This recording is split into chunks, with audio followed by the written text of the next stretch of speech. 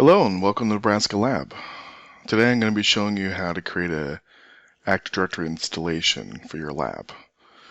I'm going to be doing this using Windows Server 2019. As you can see, Microsoft has released 2019 some time ago, and it's pretty feature-packed. It'll let you do it'll let you work with stuff like Windows Admin Center. You can work with Azure, migrating your workloads, and a whole lot of other features. I'd recommend checking out Microsoft's webpage on 2019. We're going to be installing Active Directory, so if you are not familiar with Microsoft's Active Directory services, domain services, I'd recommend visiting this URL, docs.microsoft.com, and looking for Active Directory domain services. It does say 2016, 2012, but it still works just the same in 2019. It will help you getting started with setting it up, different things you can be aware of, and other requirements. So you can see, if I'm going to install Windows Server, the bare minimum requirements are nothing. I mean, they're talking about one virtual CPU processor core and 512 megabytes of RAM, which I would not recommend you go that low. Today I'm going to be doing two virtual CPUs and 4 gigabytes of RAM. There's more documentation. If you're not familiar with the Windows Server, I'd recommend going to this website, just kind of browse around. It's pretty feature-packed. And there's also getting started with Windows Server 2019 if you are looking at some more best practices. As always, I would not take what I'm doing in this video and use it in production. This is solely for home labbing. Let's get started. So to build the server, I'm going to be using VMware's hypervisor. I'm using ESX and vCenter, but I'm not going to be showing you that in this video. I will be creating a whole nother video on how to build a basic hypervisor setup for your lab. So to get started, I created the name OMNLDC01V. The name is completely irrelevant. It can be whatever you want in your lab. I am doing this because I'm based in Omaha, Nebraska, so OM, Nebraska Lab is NL, domain controller, so DC01, because this is the first server in the cluster, and V for virtual. You can do any naming convention you want. I like to keep it simple. Let's go ahead and get started. So unfortunately, I cannot mount a disk until I've already powered on the machine, unless I decide to upload it to vCenter and do some other hosting. But instead, I am going to start the virtual machine as such. And I'm going to go ahead and mount the ISO. Oops. There we go. So I'm going to connect the ISO to this. Select Windows Server 2019. Reboot. And now I'm going to press a key, and we should be starting the installation of Windows Server 2019. So here we are at the first screen for the installation. So because I'm in the United States and I speak English, I'm going to be choosing English United States. Keyboard is going to be United States. I'm going to click Next. And you can't tell based on this video, but the mouse is a little slow to react to your movements because I don't have VMware Tools installed, so I will show you how to get that installed later. So we're going to go ahead and click Install Now.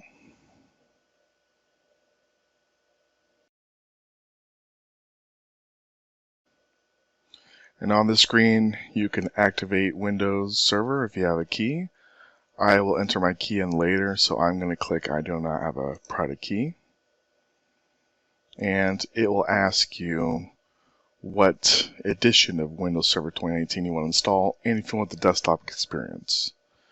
If you are new, I would for sure do desktop experience, as if you don't do desktop experience, you're getting Windows Server Core, which is everything based on PowerShell. So I'm going to use the Data Center Edition with the desktop experience, and I'm going to click Next.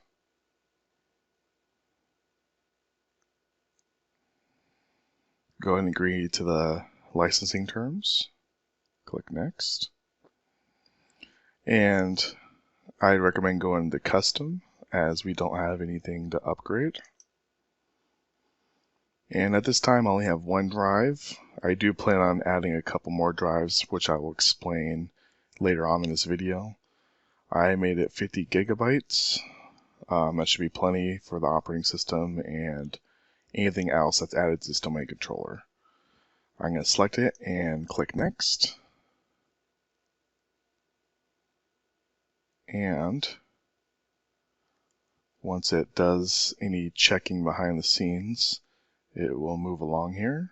And now you can see it's going through the process of copying the files, installing it, and it will come to the finishing up page pretty soon, depending on how fast your hypervisor is or wherever you're installing this at.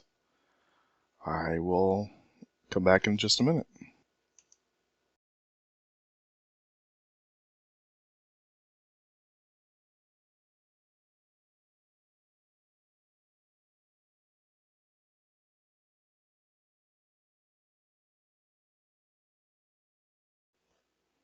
Okay, now that the Windows Server installation is finished, it's going to ask us to give a default password for the administrator account. So, go ahead and type in the password and confirm it, and we will click Finish.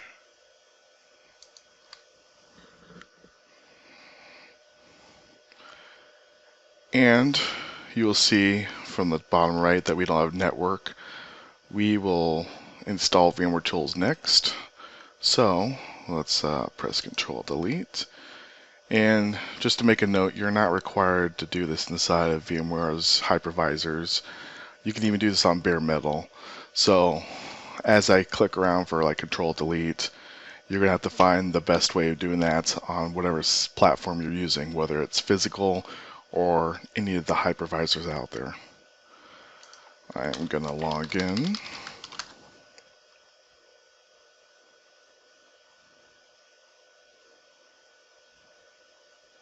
It will set up a profile since this is the first time logging into Windows Server.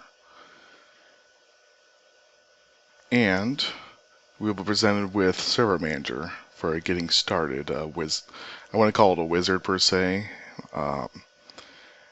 It would be a checklist, if anything. It will first tell us about if you want to use new Windows Admin Center, which I will save for another video. I'm going to close that. And it will guide you through configuring the server. But first, since there's no network, I need to install VMware Tools, which I would go up here to VMRC. I will go to Manage and install VMware Tools. You will see that it will pop up with the auto run for VMware Tools. It may take a second here. Go ahead and open up File Explorer just in case it doesn't. Go to this PC and double click on VMware Tools. There's the auto run.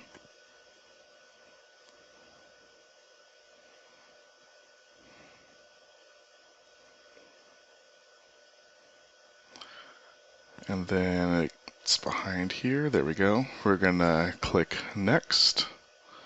And for this, I'm just going to use a typical setup type. So I'm going to click Next and Install. It will install VMware Tools. Should only take just a second here. And VMware Tools will have all the graphics, the network drivers, and some other drivers that will make it so the system runs smoothly. For here, because I'm on a network where I do want this to see other servers, I'm going to click yes. I do want to share information with other servers. And now that the setup is installed, it's going to ask us to restart. So I'm going to go ahead and restart.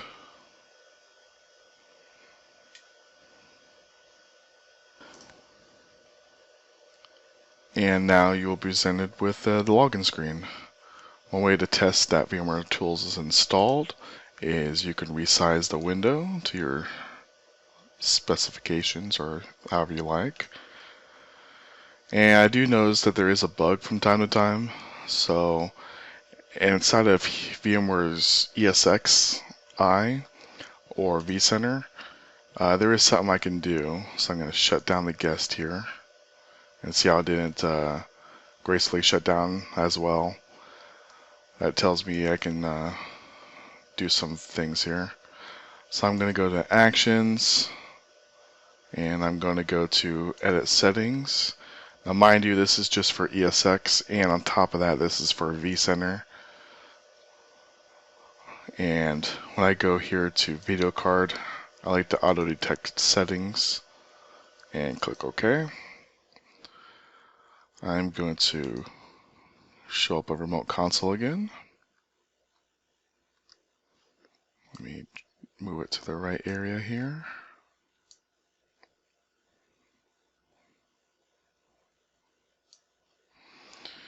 And start the server.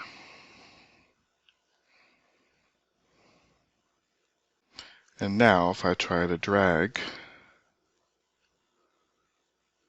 about right there, it may make me log in first, so let me go ahead and try that. Changing the video settings may not be required. I just learned that there are bugs over time that sometimes they can be solved by changing the video card to automatic. And you can see that VMware Tools didn't shut it down correctly, so I'm going to say the power failure was because of environment. Let's see if now it will let us resize the window here. So let me see. You can see that VMware Tools is not running, so it's possible that the install didn't go through 100%. So one way to resolve that, troubleshooting on demand here, I'm going to go to Apps and Features. Make this bigger here. And find VMware Tools, and I'm going to do a Modify.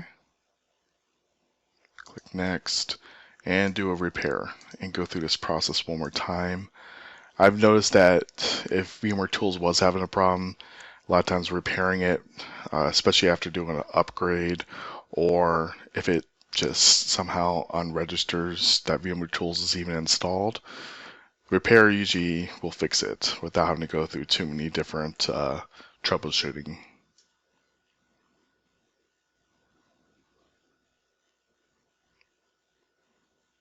And then it will ask us to reboot, so I'll click Finish. And actually, it did not ask us to reboot, and VMware Tools is installed, so I'm going to try this one more time here. And now you can see that the window is much larger. So we can continue on with our setup. I'm going to close the Admin Center again. We are going to configure this local server so we can see what options we need to configure. And I'm going to start with the computer name. So you just click on the little link there. And to rename the computer, click on Change. I'm going to type in the domain controller's server name. So OMNLDC01V. I'm not going to worry about any of these other things right now because this is going to be promoted to a domain controller and it will override them all. So I'm going to click on OK.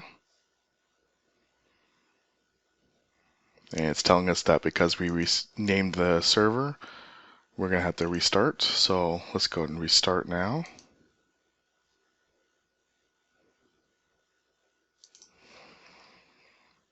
And we're presented with the login screen again. So let's go ahead and log in.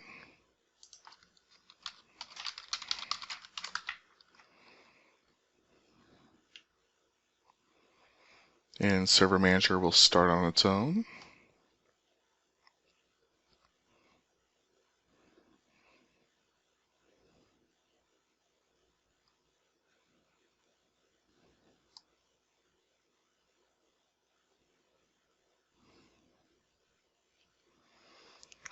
And I'm going to go ahead and check at this point, do not show this again, just so I can get it out of the way. If you are interested in Windows Admin Center, I would recommend clicking that link. So let's go back to configure this server. And let's go down the list here. We'll start with firewall. Now this is not best practice. If you decide to use best practice in your home lab, I'm going to turn off the firewalls because I do have a hardware firewall, and Windows Firewall is not as straightforward as the firewalls I'm used to for configuring open ports and such. So I am going to click on, let's see if I can remember how to do this correctly here. Advanced settings. Come on. Oh, minimized here. And right click, go to properties, and then I will turn all of these off here.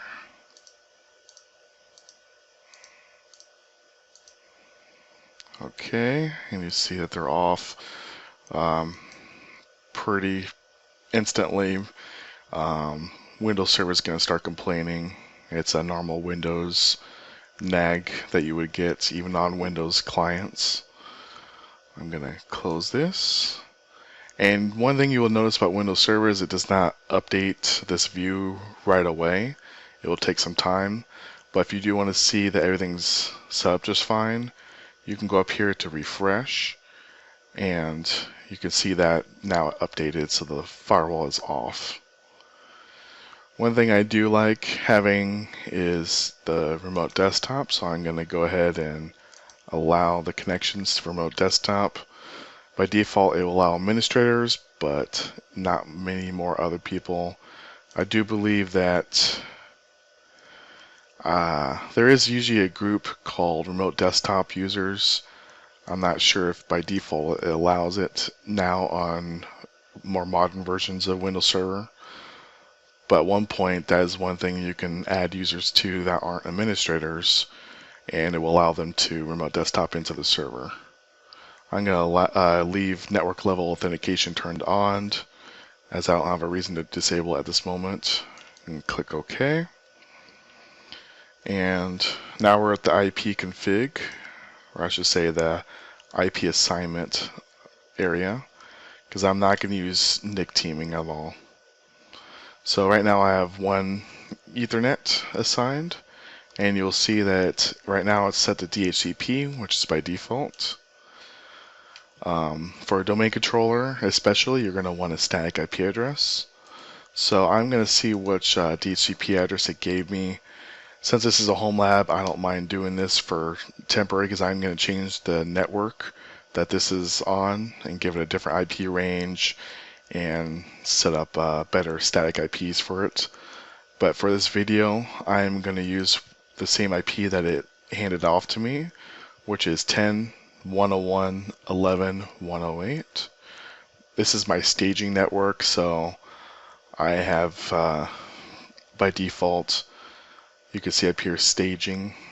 I'm gonna have the domain blurred out because I don't want people trying to get into my home lab, but you'll see that the beginning of the domain is staging. So you see this is my staging network where I stage different servers. So I am going to go ahead and take note and move this out of the way here. IP address 10.101.11.108. Let's try that again. Standard 24/24 for the network submask, and 10.101.11.1 for the gateway. I will talk about the DNS servers once I get to that point here, so I'm going to close this, go to Properties, and make sure I'm on IP version 4, click on Properties, and let's configure it here. So the IP address is 10.101.11.108, Class C, and 10.101.11.1. Now for DNS, temporarily I'm going to use 1.1.1.1, which is Cloudflare's DNS server, and 1.0.0.1, which is also Cloudflare. Once you know the IP addresses of all your domain controllers, if you have more than one, you're going to want to put in the IP addresses of the other domain controllers. And since DNS will run through all domain controllers, at least your main ones, you're going to want to leave DNS up. You're going to want to leave the DNS of these domain controllers up to the DNS servers on there. I'm going to click on OK. And I'm not using IP version 6 at this time, so I'm going to turn it off. So that way there's no dynamic DHCP addresses assigned, or it would not use a link local address. I'm going to click on Close and Close. Just personal preference, I do like renaming these network adapters. Since my labs do emulate production, even though they are just labs, I do like to say production. This is personal preference. Renaming these makes no difference on the operating of the server. I'm going to close this, refresh to make sure that it is signed the IP address in here, and you can see production right there and the IP address 10.101.11.108. I'm going to go up here. We're going to skip updates for this time. We do want to go back and make sure the server is up to date once it is live. And then we're going to leave antivirus turned on. We're not going to worry about the feedback and diagnostics at this point. One thing you will have a problem with is if you use Internet Explorer to go download, for example, Chrome, or even just browse the web, it will not let you by default, or at least you'll have a hard time doing that. You can click on here on, and for administrators you can turn it off. I usually leave it on for users since I don't expect any users to be on this server. I'm going to click on OK. Set your time zone, I'll click here. I'm going to change the time zone. Since I am in Nebraska, I am Central Time. I'm going to do -6 for Central. Click on OK. And I am going to go ahead and sync this up with a network time protocol server, so that way the time is accurate, especially if I have multiple domain controllers. You're going to want them to be in the same. You're going to want to synchronize their times. So I'm going to change settings. I like to use pool.ntp.org, but you can use whatever network time protocol server that you want to use. I'm going to click on Update now. It has the new time. And click on OK. And OK. I'm going to refresh one last time on the screen for right now. And you can see it's Central Time, and everything looks like it saved correctly. I'm not going to activate Windows right now, but this is where you want to activate Windows at. I am going to go ahead and jump into promoting this as a domain controller. So to do this, you go to Manage and Add Roles and Features. It will give you a wizard dialog, which I'm going to click on next on this first screen. We are doing a role, which Active Directory Domain Services is a role. So I'm going to click on Next. It's letting you do a pool of servers if you choose. You can choose which servers you want to do this on. I'm going to keep it automatically selects the server you're on, so I'm going to keep that for right now. I'm going to click on Next. And I'm going to go up here to Active Directory Domain Services. I'm going to go ahead and check that. It's telling you that in order to install this, you need all these other features. We're just going to go ahead and add features. I'm going to go here to the DNS server, and it's going to do that again. We are going to click on Next. It's asking if you'd like to add any additional features to this server. One thing I do like having for troubleshooting is a Telnet client. Do not ever install Telnet server, but if you install Telnet client, that can be very useful if you have firewalls in the way and you're trying to figure out why something's not connecting correctly, or if it has a good connection and maybe it's just the protocol that's having a problem. Or not the protocol, but how you set it up. From there, I don't usually add anything else unless I need it. The idea of these servers is to keep them as slim as possible, so click Next. It's going to give you some information about Active Directory Domain Services. I'm going to click Next. The DNS, it's going to tell you that it's installing it, things to note. I'm going to click on Next, and I'm going to go ahead and install. It's going to start the install process, and you will see when it's finished.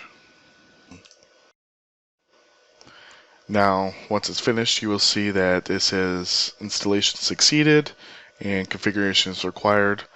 From there, you can go straight into promoting this to a domain controller with that link. I'm actually going to shut this down real quick and add a hard drive to it, or at least a virtual hard drive.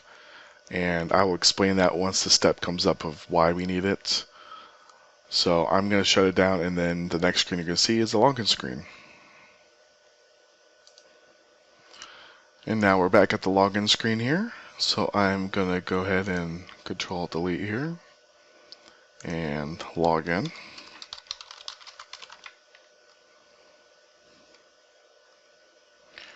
I'm going to go ahead, right click on the start menu and go here to disk management. I need to initialize, at least as far as operating system is concerned, the disk that I just created. So I created 20 gigabytes because I don't anticipate needing anything larger at this time. So I'm going to go ahead and bring the disk online.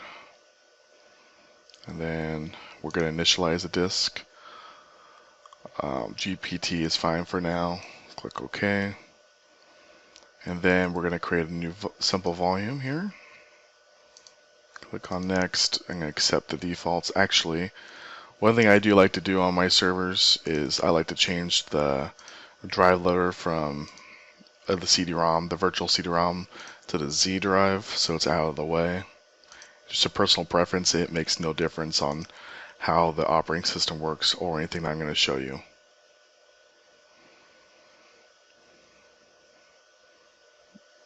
Let's refresh here. Now I'm going to go ahead and create a simple volume. Next. Next. I like to use the data for D for data. I'm going to click on Next. I'm going to put data on there. Click on Next and Finish. It created myself a D drive, so I'm going to double check it. Open up this PC here. We have a D drive. So back on Server Manager, you'll see that we still have a task, at least a notification has a warning symbol. And it says that we still need to promote this server. So I'm going to go ahead and click on that. From here, it will ask you if this is an additional domain controller to an existing setup that you already have. Those are called forests, and then we have domains on top of that. So the way Active Directory works is you have a forest, which is the top level. Beneath the forest, you can have many different domains. For a home lab, I would keep it very simple. One forest to one domain. If you want to test around how you would do it in the production environment. Maybe you create a couple domains. I do see it somewhat often in my day job as a sysadmin, but Microsoft has gone away from multiple domains most of the time. So the root domain, I would keep it as a domain that you own. That is best practice. Go to GoDaddy, register a domain. For this, I'm going to keep it simple for myself, and I'm going to do corp.nebraskalab.com. I do own Nebraska Lab, so even though corp is not on my public DNS at this moment, I still own this domain, and I don't have to worry about information leakage, which is a thing. You can go to Google and research on why you should not use .local or any of the other extensions, especially now that different extensions can be created. You have anything from .site, which has been there for a while, .me, but now you're getting different acronyms. .lab, I'm sure will be coming up if it's not already. And when you take a client on Active Directory and you bring it outside of the domain, it's going to attempt to authenticate with the servers on the public internet. And that could be a problem with data leakage, and it just brings all kind of nasty problems that you don't get if you create a domain that you own. You know it's not going to be taken over. So I'm going to click on, and one thing to note, if you are creating a website, like if I have nebraskalab.com, which is going to be a thing, I don't want to make my root domain nebraskalab.com. Anything inside of my network will have a hard time getting to that website. So it's best to create a subdomain that you can do just for Active Directory. Sometimes you'll see corp.adomain.com. Sometimes you'll see ad.nebraskalab.com, for example. Since I base my labs based on production, I'm going to keep it at corp for right now. I'm going to click next. It will check to make sure that what settings I have available here. Now, even though we are in 2019, Windows Server 2019 that is, it still has a functional level of 2016 at this time. So don't be surprised if you see Windows Server 2016 and you install 2019. That's not a problem. There is no functional domain level of 2019 at this time as of March 2nd of 2020. Go ahead and type recovery pass or restore mode password.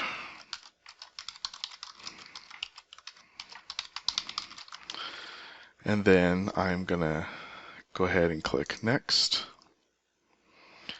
I don't have to worry about delegations at this time. If I was joining this to a parent zone, for example, I'm going to click next. It's going to give you a NetBIOS domain name. It will give you a pre-formulated one, usually whatever your subdomain is. Since I did corp.nebraskalab.com, it's going to do corp. I do want to change this for myself to Nebraska Lab, just so I'm not using corp, which seems to be pretty popular NetBIOS out there. Click on next.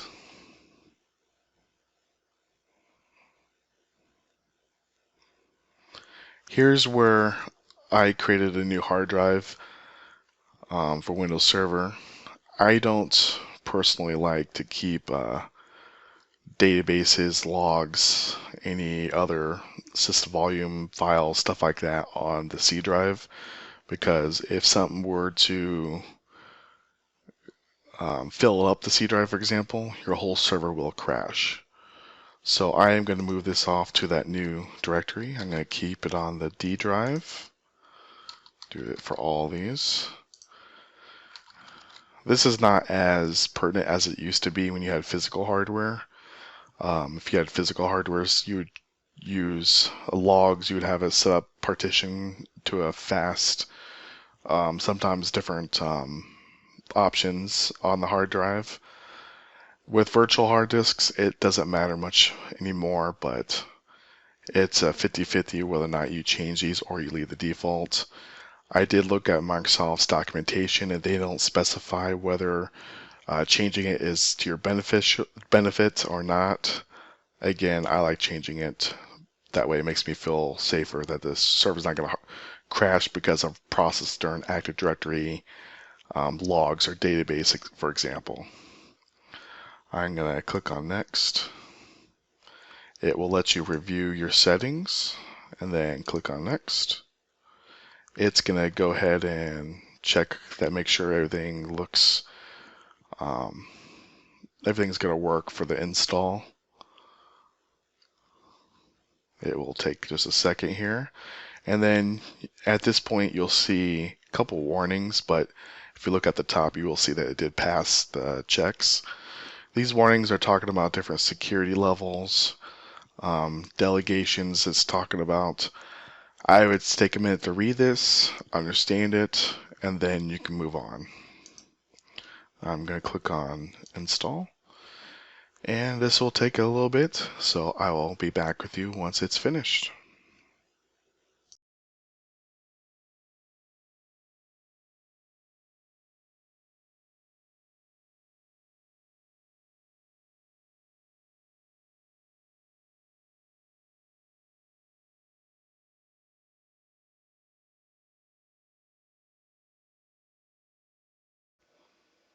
And here we are back on the login screen after Active Directory has installed.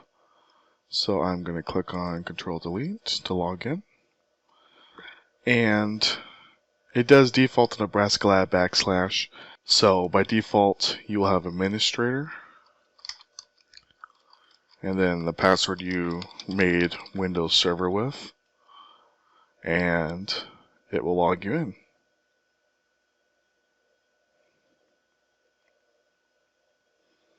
It will bring up Server Manager as before.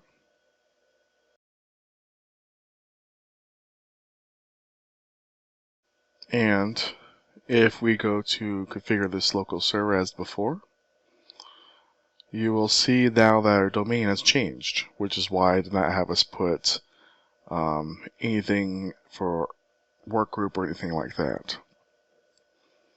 Everything else will still be the same. And now, if I go up here to Tools, you will see that now we have Active Directory users and computers. You can configure your domain settings and trusts, sites, all different options on here. You'll also see Group Policy Management, which I'll talk about later, and DNS configuration for your DNS server.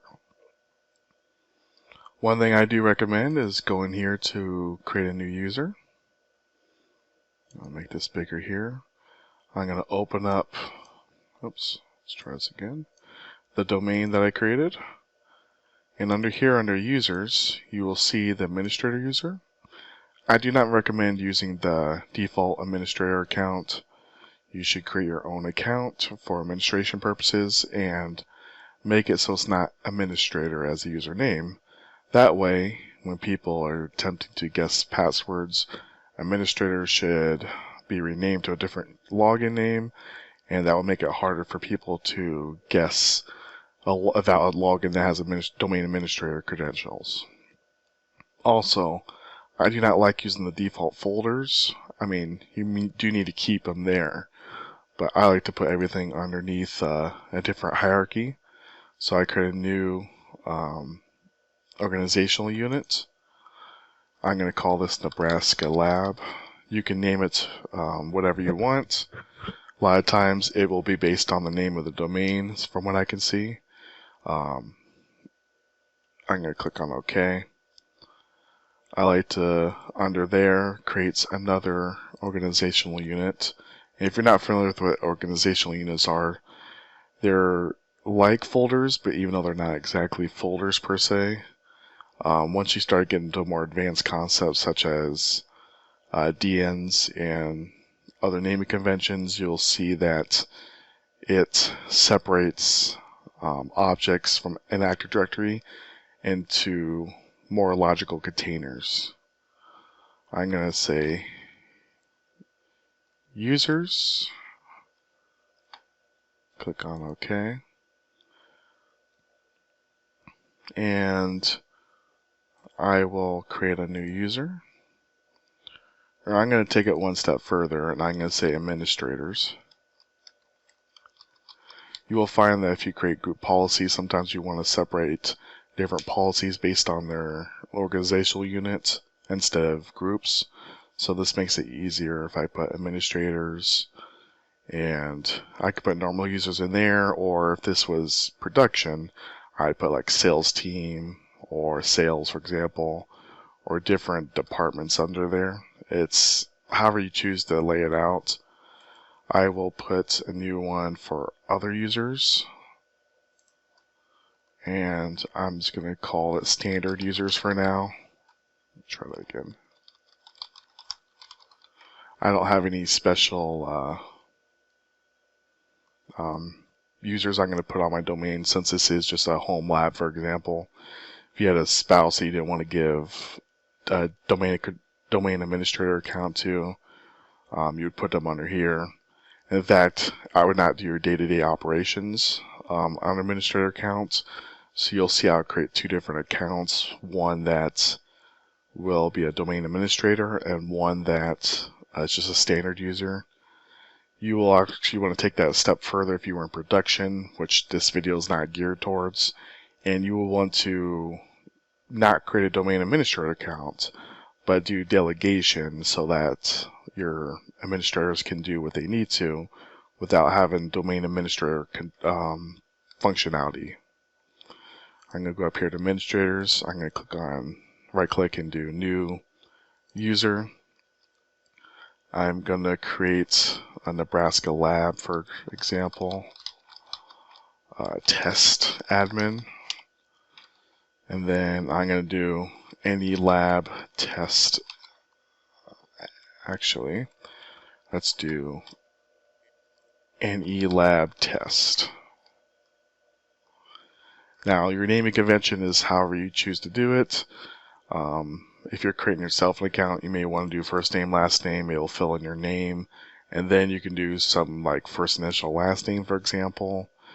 One of my favorites is using unique ID. So you can start 1, for example, start 100, 1,000, and go from there. It has its ups and downs. If you're going to link Linux up to this, make sure that this does start with a letter. I did learn that by the hardware. I learned that the hard way. So you do want a letter first, and then if you're going to do numbers after that. I'm going to click on next here. I'm going to give it a test password. I'm going to uncheck that user must change his password. We are going to say it never expires. Again, something you don't want to do in production. You don't want to go through every account that says do not expire. If you truly don't want passwords to expire, you're going to want to change the group policy so that way it doesn't expire. Otherwise, best practice is, of course, to make it so your password does expire. You change it every 30 days, 60 days. Since this is a test account that I plan on deleting later, I'm going to say it does not expire for right now. Click on next and finish. Now, you have a standard user for right now. You're going to want to see, if I go over here to administrator, since I'm not going to take best practice, I am going to assign it to domain admins. You're going to want to take right here and make sure you add these, at the very least, domain admins. If you don't want to use this account for changing the schema or doing anything that would possibly affect the domain, for example, if you're doing this in production, you would not want to add all these. You would want to add only the ones you need, and then leave an account that is safeguarded and that could be used for doing any risky behavior, for example. I'm gonna make sure I write down everything that I have on here. And I'm gonna click on cancel, go back to my administrator account, open it, go to member, and you'll see that one of them is already there. By default, all accounts are under domain users. I would leave it just like that. Do not remove users from domain users or bad things will happen. Click on add. I'm going to type in administrators. And it's okay if you only type in partial, it will fill in the rest for you. Domain admins was another one. Enterprise, and you can see if I only type a couple, it can give you a couple options. So enterprise admins, group policy, and schema admins. Click on apply, and now you have an account that is just as powerful as the built-in administrator account, but it's not the built-in administrator account. And I must say, I do not mean a built-in as in built-in. You'll see here that there is built-in accounts, for example. I should specify that the default Active Directory administrator account instead of the built-in.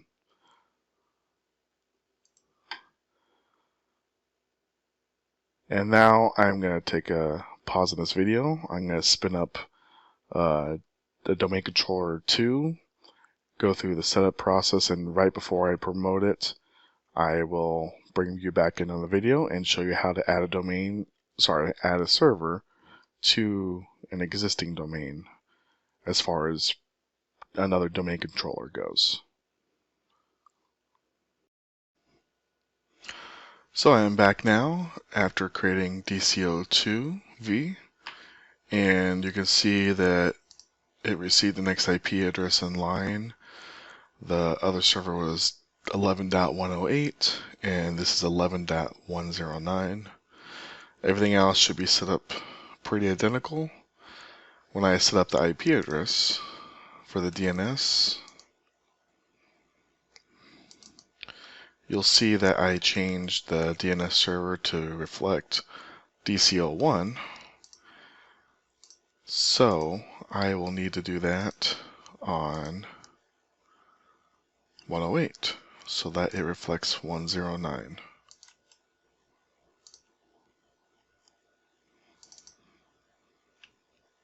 And you can see the operating system actually will override a lot of times the DNS because it only wants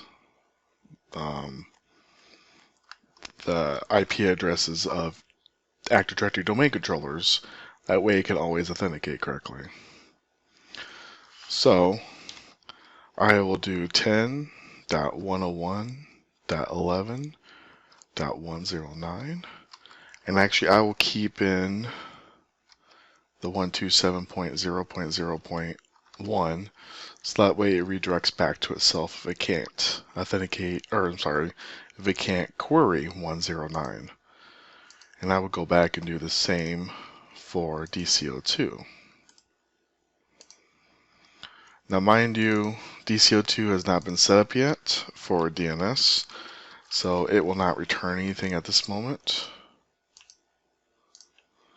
So I'm going to go ahead and add the rules and features.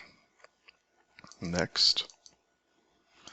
Until I get to the rules and features, I would do Active Directory domain services. Click add and DNS. Go ahead and click add. I will next my way through. Also add Telnet client. Next until I get to the confirmation and click install. And now that the installation has succeeded, I'm going to go ahead and promote this to a domain controller. Now mind you, these next steps will not work unless this server, its DNS, this server's DNS is pointed towards DCO1. For here, I'm going to see their option to add a domain controller to an existing domain, which is the corp.nebraskalab.com domain I created earlier inside of that same forest name. I'm not going to create a new domain to an existing forest, or I'm not going to create a new forest at this time. The domain, I'm going to put corp.nebraskalab.com. We need to specify some credentials, so I'm going to do Nebraska Lab / actually, we're not going to use administrator. I'm going to go back and go back to DCO1, go back to users and administrators. This Nebraska Lab test admin I'm going to authenticate with. So Nebraska Lab / any lab test. So if I go back to DCO2, any lab test, type in the password, click OK, and then I'm going to click Next, and we're going to wait while it verifies the credentials. Again, I'm going to set a restore mode password.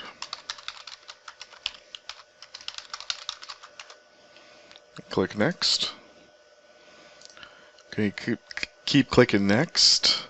At this point, we only have one domain controller to replicate from, so I'm not going to choose a domain controller. Click on Next.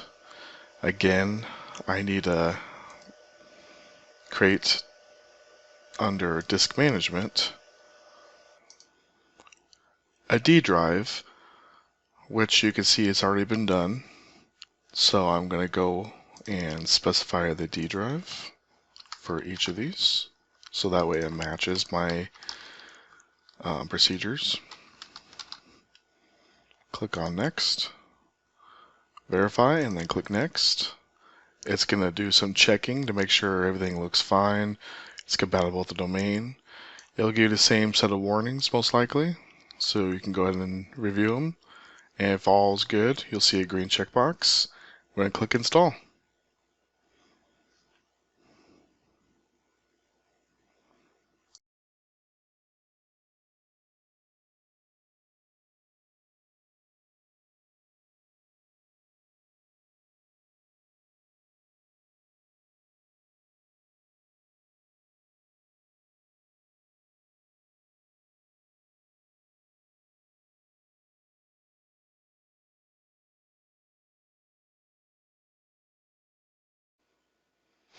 And now we're back at the login screen. So if I log in by pressing Control-Delete, I'm going to go to Other User and test that I can use my new administrator account.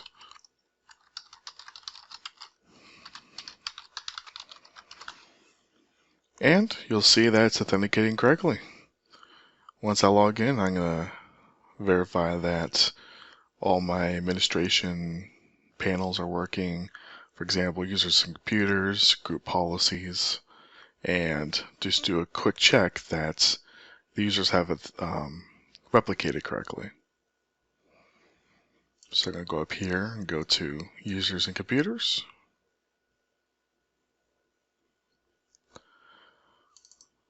And we're on domain controller 02, which is the local. We'll see that Nebraska Lab is here under users, administrators. We have Nebraska Lab test admin. One last thing I would like to add is you should create yourself a non-administrator user. Use that for anything that you're not touching domain controller wise or server wise, for example. Like if you're logging into a workstation, I would use a non-administrator account, so a standard user, and then anything that requires elevation, use your administrator credentials.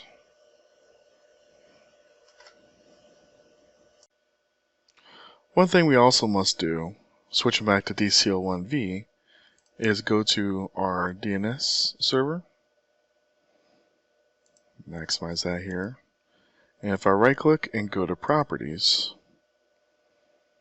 go to forwarders, you'll see that the original 1s and 1.0s that I put in for the DNS for DC01 was transitioned to forwarders. Now, I must do the same thing on the other domain controller. So if I switch over to 02V and I go to Tools and DNS, I go into the Properties, Forwarders, you'll see that Active Directory keeps in sync pretty well, so it also copied it over here. And you can see that I'm on DC02V.